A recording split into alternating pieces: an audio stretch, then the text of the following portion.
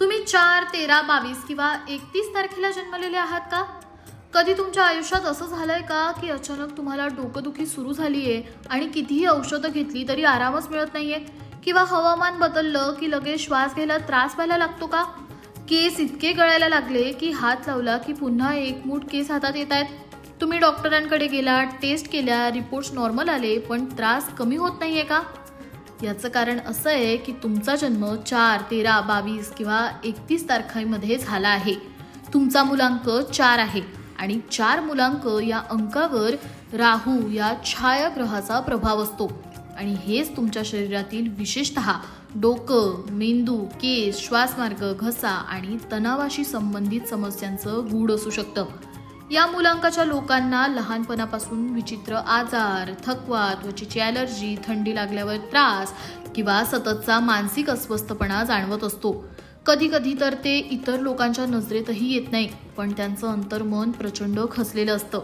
या जन्मतारखा असणाऱ्यांचे अधिपती राहू असल्यामुळे त्यांचं आयुष्य चढ उतारांनी भरलेलं असतं. राहू हा एक छायाग्रह असून त्याला एक अमूर्त पण अत्यंत प्रभावी ग्रह मानलं जातं. त्याचा संबंध भ्रम, समोह, आकस्मिक घटना, वाऱ्याचा झोत, डोकेदुखी, भ्रमिष्ट स्थिती आणि मानसिक अस्थिरता यांच्याशी जोडलेला आहे.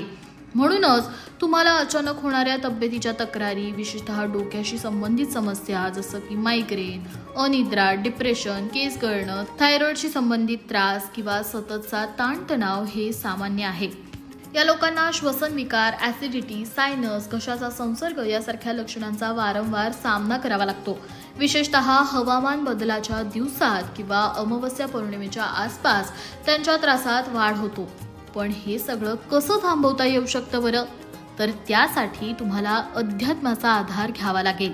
तुम्हाला पूर्वजांनी आणि ऋषीमुनींनी सांगितलेल्या काही उपाययोजना उपयोगाच्या ठरू शकतात.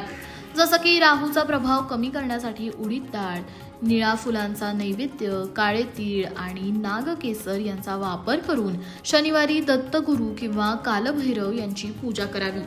तुम्ही ओम राम राहवे नमः हा मंत्र दररोज 108 वेळा जपू शकतात. सोबतच शनिवारी संध्याकाळी तेलाचा दिवा लावून झाडाखाली बसून राहू ग्रहाचं शांतीपाठ करणं तुम्हाला अत्यंत फायदेशीर ठरू शकेल. या तारखांना जन्मलेले लोक एकाकीपणा अनुभवत असतात, पण त्यांच्या भोवती ऊर्जा स्थिर राहिली पाहिजे. म्हणून दररोज भस्म लावणं, तुळशीपान खाणं, संध्याकाळी हनुमान चालीसा म्हणणं हे मानसिक स्थैर्यासाठी अत्यंत प्रभावी ठरू शकतं. या लोकांना कुठलाही बदल सहज सहन होत नाही. अचानक कामाचा ताण वाढला, वातावरण बदललं, प्रवास केला की लगेचच शरीर साथ देणं थांबतं आणि त्यातच जर राहूची दशा सुरू असेल किंवा पत्रिकेत राहू प्रतिकूल स्थानी असेल तर या त्रासाचं रूप गंभीर होऊ शकतं. म्हणूनच तुम्ही काळ्या रंगाचे वस्त्र घालणं शक्यतो टाळावं, शुद्ध आहार घ्यावा, व्यसनापासून लांब राहावं आणि सतत नकारात्मक विचार न करता सकारात्मक मंत्रोच्चार, ध्यान, प्राणायाम यांच्या माध्यमातून आपल्या जीवनशैलीत स्थैर्य आणावं. तुमच्या घरात अशा कुणाचा जन्म 4, 13, 22 किंवा 31 तारखेला झालेला असेल तर त्यांना आधीपासूनच हे समजावून सांगितलं पाहिजे की त्यांनी त्यांच्या शारीरिक आणि मानसिक आरोग्याकडे अधिक लक्ष देणं खूप गरजेचं आहे.